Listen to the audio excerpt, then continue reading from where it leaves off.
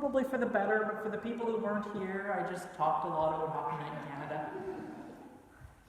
It is God, I'm going to just go back to what I just said, it is God in whom we live and move and have our being. We are part of God, just as God is a part of us.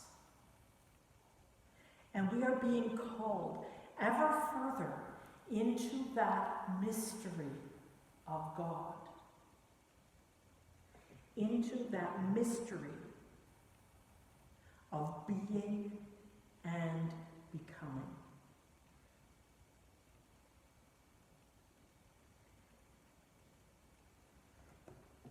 And a big part of how we do this being and growing and becoming is tied to our rituals.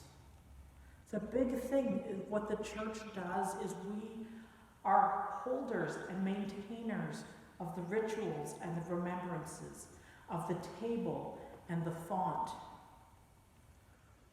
We carry on the memory. We read from the book and we learn from the book. And I'm pointing at the Bible, which you can't see if you're inside my phone. We grow from this book.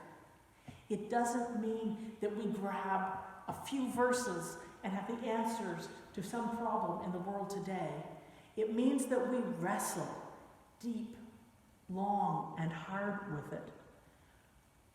When Paul addresses the God-fearers, you see, Paul is a missionary. He goes from place to place. He gives sermons. He has pretty much a stock sermon that he gives. And his normal practice is he goes into a city and he finds the synagogue and he starts teaching. And he's particularly interested in a group of people called the God-fearers. That is the Gentiles who have heard about Judaism. They kind of like it, but they're not quite ready in a lot of cases to fully commit. And the fact that they're Gentiles, that they aren't part of the cultural and genetic and whatever group, they don't look like Jews, they often don't want to fully convert, but they really like it. They're hangers-on the edges. And that's a group that is particularly attracted to the Christian message. His usual habit is to go to them and he preaches from the scriptures that they know. In God we live and move and have our being is deep and meaningful, but he's pulling from Greek thinking. He's pulling from observing the statues around Athens. When Paul is in Athens, he doesn't use his normal stock speech. When Paul is in Athens, he speaks to the Athenians as a Greek. He speaks to them as a Roman citizen, and he speaks to them without a lot of the trappings of the Jewish faith. Because following in the way of God, doing the things of God, is about so much more than the rituals of the church.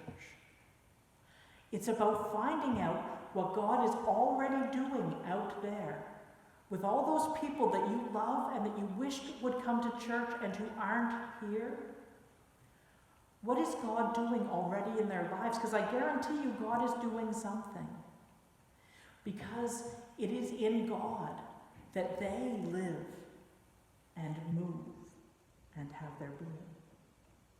So be curious. The rituals of the church strengthen us in our faith. They help us to go forward. But God is not bound by them.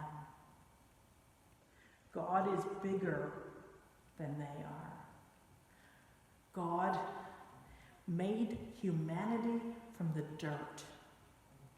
And God forms humanity in the mysteries of the universe. Each of us, our personalities, ourselves, our genetics, are all tied up in the mystery of God. And God is also out in the world. So be curious. Find out what God is doing in the lives of people who aren't necessarily going to church.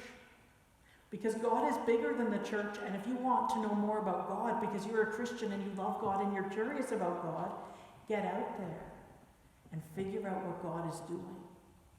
And figure out where God is calling forth humanity. Thanks be to God. Amen.